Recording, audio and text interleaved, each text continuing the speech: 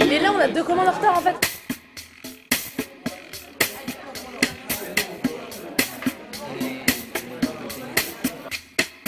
Le dilemme du management d'opération et de la supply chain, c'est quoi?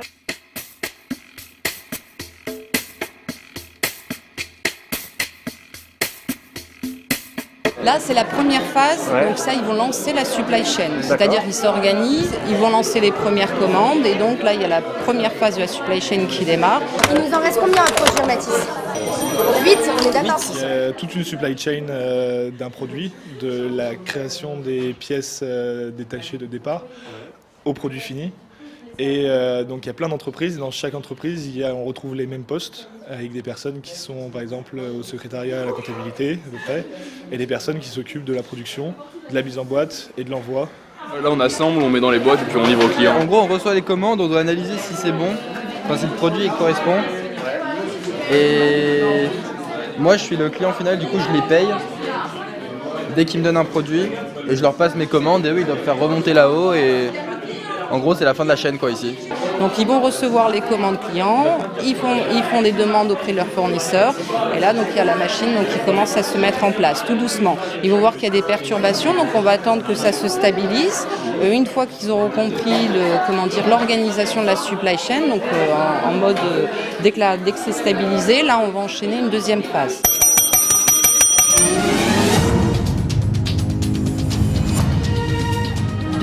Cette deuxième phase, on va venir perturber la chaîne. Mesdames, Messieurs, bonsoir.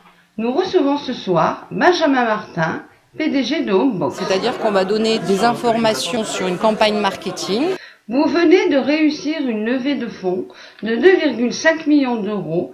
Qu'allez-vous faire de cet argent? Notre équipe a développé des produits dérivés dédiés à la gestion des jardins, éclairage et arrosage et aux petites collectivités, en combinant toutes nos fonctionnalités afin de gérer les dépenses associées aux espaces communs. Aussi lançons-nous une grande campagne de communication multimédia afin de faire mieux connaître nos produits et développer notre offre.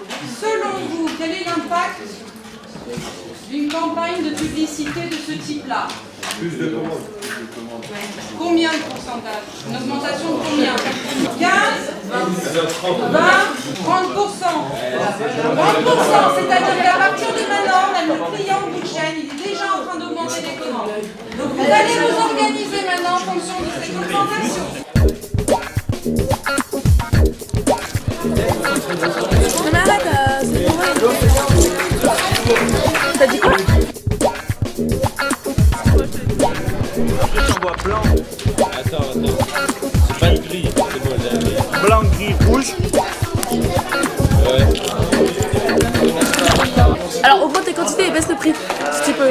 Non, augmente le prix. Bah négocie. Burn-out. On leur livre 8 EY. Ah non, 9 EY, pardon. Et ouais, bah vas-y. Mais ils en avaient commandé que 8. Eh ben on leur en donne 9. Non, donne que 8.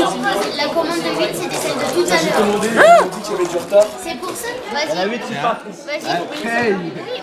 Et en direct, en plus, ils vont pouvoir observer le taux de satisfaction et le taux de service client. Ils vont voir qu'en effet, en accélérant, il y a le taux de service qui diminue, le taux de satisfaction qui diminue également. Donc il faut qu'ils se restabilisent la situation. Ça, ce sera la deuxième phase. Il y a une petite baisse, mais ça commence à remonter. Tout doucement, et ça remonte. Les négociations entre les pouvoirs publics et les syndicats de routiers ont échoué. La France se retrouve bloquée. La troisième phase, ensuite, on va venir de nouveau perturber la chaîne avec un spot information annonçant une grève. Qu'est-ce que vous retenez de cette information? Transport, livraison sont impossibles. À moins d'appeler un taxi, donc c'est x10 si vous avez des commandes. Si vous devez honorer les commandes du client, c'est x10. Combien dure une grève? En sachant que vous n'avez aucune visibilité concernant la durée de la grève. Un jour, 2 jours, 3 jours, ou 2 semaines ou un mois. Stock spéculation, donc comment on réagit? Est-ce qu'on augmente les coûts pour pouvoir livrer ou bien est-ce qu'on... Voilà, donc là on va voir un peu comment ils réagissent par rapport à cet aspect satisfaction et coût client. Décision de Homebox, c'est de bloquer le recyclage. Ils attendent la fin de la grève. Le dilemme du management d'opération et de la supply chain, c'est quoi?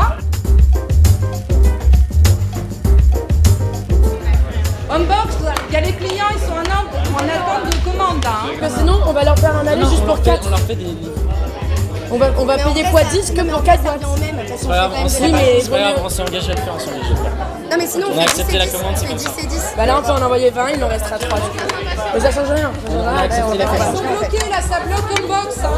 Ah il faut les 1000, on les a pas payés. Ah et alors bah oui mais communique quand t'acceptes la commande. J'envoie ça, J'envoie ça, de toute façon, le premier. Non attends, on va... Au moins on en met 20. C'est une blague. C'est pas grave, qu'on fasse 20 et 4, qu'on fasse 15 et 15, c'est pareil. Mais t'as même pas compté. Si, il y en a. 1, 3, 4, 8, 7, 8. 1, 2, 3. 8, on est d'accord? 8, c'est ça. Ok, nickel. Ah, ils nous sont. C'est bon, c'est la fin de la grève. C'est la fin de la grève, c'est top. C'est bon, grève terminée.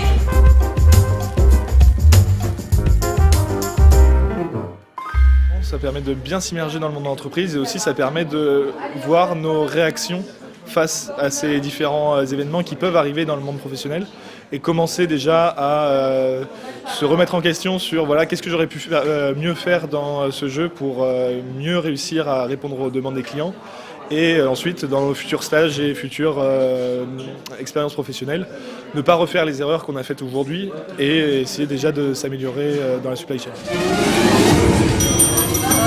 Écoutez, s'il vous plaît. Nous avons réussi à mettre en place les procédures permettant de recycler non plus la matière première, mais également les composants. Nous sommes en mesure à présent de fournir aux équipementiers des composants et des boîtiers jusqu'à 30% moins chers que le prix du marché. Donc, Atelier du Mont-Vert va s'organiser de manière à pouvoir vendre directement un box. Ils ont court-circuité la chaîne. Réusage, 30% moins cher. Atelier du Mont-Vert, il va falloir s'organiser.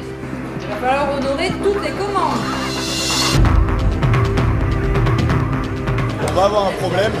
Il nous faut notre stratégie à nous avant de partir sur une négociation avec tout le monde. Ou on livre des trucs déjà faits.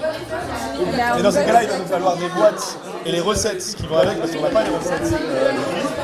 Ou